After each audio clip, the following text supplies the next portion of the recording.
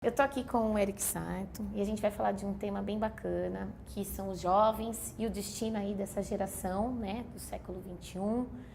Falar um pouquinho de como eles estão encarando esses programas de trainee, de estágio, como eles estão construindo a sua carreira profissional aí no futuro. O Eric, ele tem uma grande experiência, né, com esse público, atua junto com eles, tem uma experiência própria, profissional também, né, a gente já conversou um pouquinho.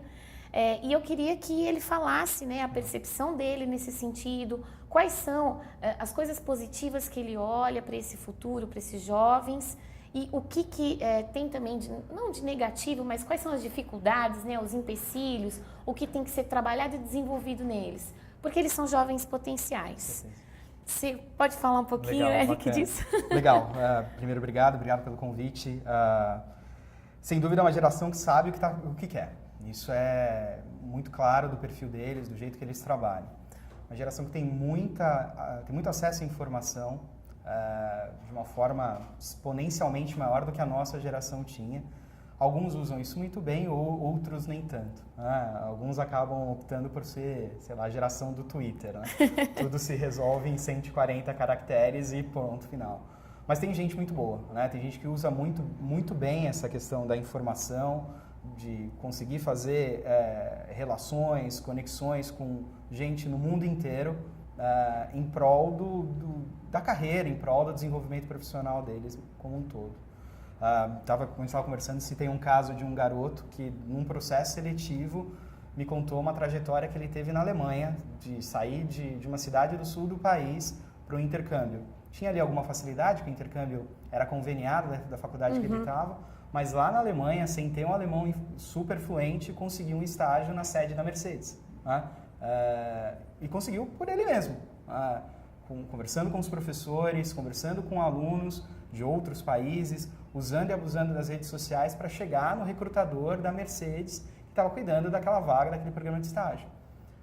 Um estrangeiro que não é fluente no idioma conseguiu fazer um estágio de 6 meses na matriz da empresa lá na Alemanha.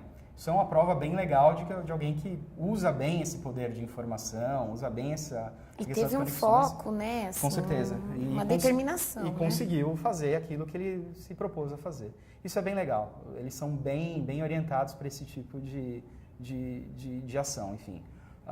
Bastante determinados, usam todos os meios para conseguir aquilo que eles querem. Isso é bem legal.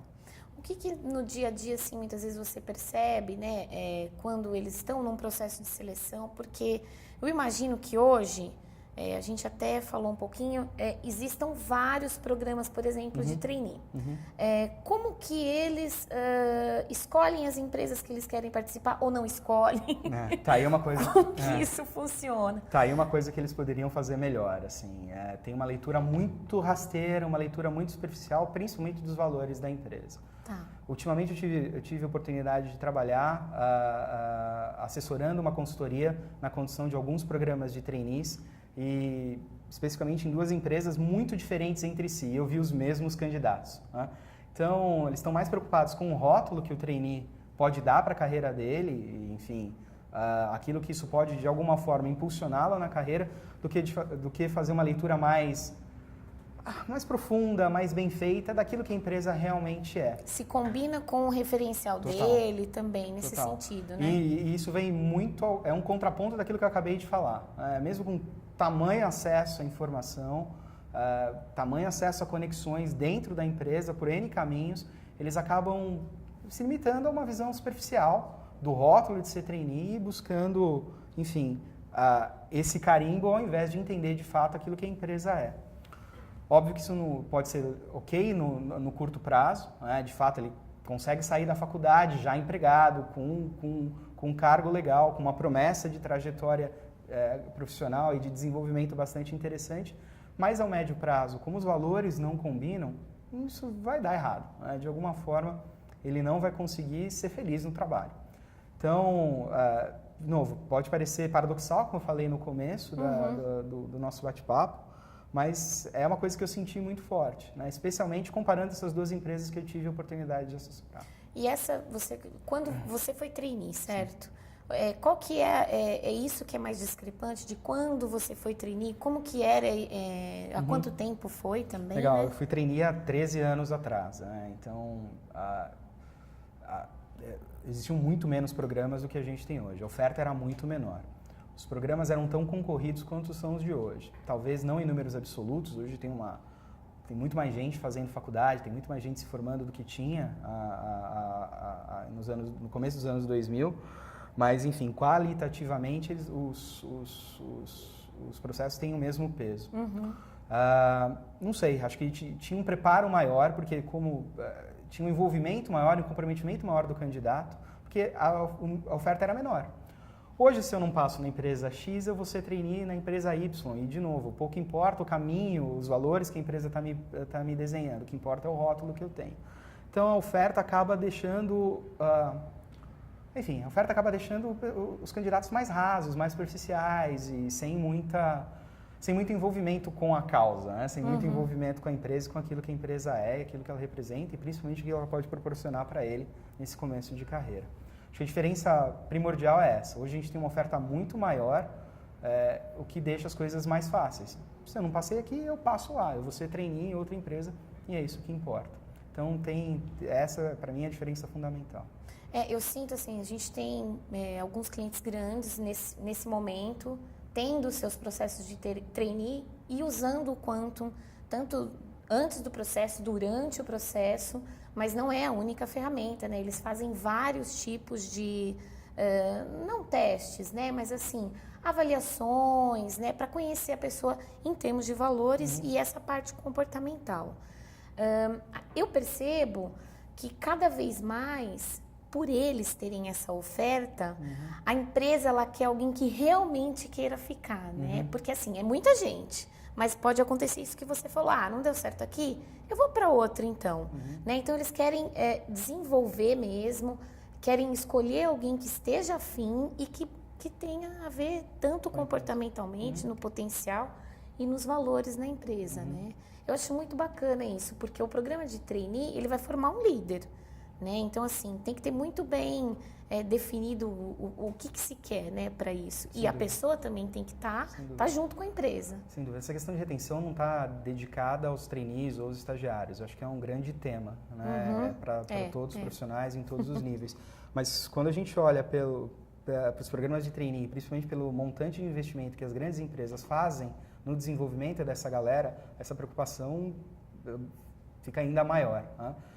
É envolvimento muito forte da empresa como um todo, desde o processo seletivo. Né? Os números são absurdos, né? Tem empresas com 25 mil inscritos para 40 vagas. Se pensar nos vestibulares mais concorridos dos cursos super tradicionais no país, medicina, engenharia, você não chega num nível de número candidato vagas tão elevados quanto a gente encontra em alguns programas de trainee. Enfim, então o envolvimento da empresa, o investimento da empresa desde o começo, com o menino ou com a menina ainda não dentro da casa, já é muito alto. Uma vez alocado, tem todo o projeto de desenvolvimento, quer seja em treinamento em sala de aula, quer seja em ferramentas de autoconhecimento, os papéis de mentoring, coaching que executivos dessas organizações desempenham com esses meninos, enfim. O investimento é muito alto. E perder esses meninos em médio prazo, 1, 2 anos depois do término do programa, com certeza depõe contra todo esse volume de investimento que foi feito na formação desses garotos. Então, a questão de retenção, enfim, é uma preocupação super pertinente para todos os níveis, para todas as empresas, mas acho que ela ganha em atenção quando a gente está falando desse pessoal que está começando, dessa galerinha mais nova. Você tem algum conselho aí para essa galerinha eu que acho... está entrando nos programas? Faz 5 programas ao mesmo tempo? Não, calma. Vamos pensar. Não 5, né? São mais nesses até, últimos 3 meses eu conheci gente que fez 17 inscrições. Cara, é demais, né? Não dá para dar conta. Não dá para dar conta pelo volume de processos seletivos e pela disparidade entre as empresas, né? Acho que tem que usar o poder da informação que eles têm tão na mão em prol da melhor escolha, sabe? Acho que conversar com as pessoas, essa moçada se atira, né? O caso do do garoto lá do sul do país que conseguiu o estágio lá na Alemanha é um exemplo disso. Ele se atirou. Mas e ele foi tinha atrás. um foco também, né? Pois é. Eu acho que é se atirar, né? Usar essa audácia, né? Usar essa ousadia com foco em prol de fato, conhecer a empresa, conhecer as pessoas, conversar com os ex-trainees para saber exatamente aquilo que aconteceu. E a partir daí, começar a pensar fatores para o mosaico de decisão que esses caras estão montando. Gente boa tem muita oferta, né? E eu acredito que boa parte deles, quando eles terminam os processos seletivos, eles vão ter ali pelo menos 2 ou 3 opções. E é nesse mosaico que eles têm que se basear para, de fato, escolher a melhor empresa para que eles possam começar a trabalhar. Então, eu acho que é usar o poder dessa informação, né, o poder da informação, tanta informação que eles têm em mãos, para fazer a melhor escolha. Né? Usar essa ousadia, usar essa audácia para conversar com as pessoas, para fazer as conexões via redes sociais, quaisquer que elas sejam, e usar essa informação em prol da melhor escolha. Pedir ajuda também, né? Para quem tem aí uma experiência maior, quem está aí no mercado, usar também como referencial aí essa experiência. É verdade. Então a gente vai ficar por aqui, agradeço ao Eric. Obrigado pelo convite. Boa sorte aí. Muito bom. E ficamos por aqui, fechando um pouquinho esse dia aqui na Semana do Autoconhecimento e Empreendedorismo Global. Um beijo.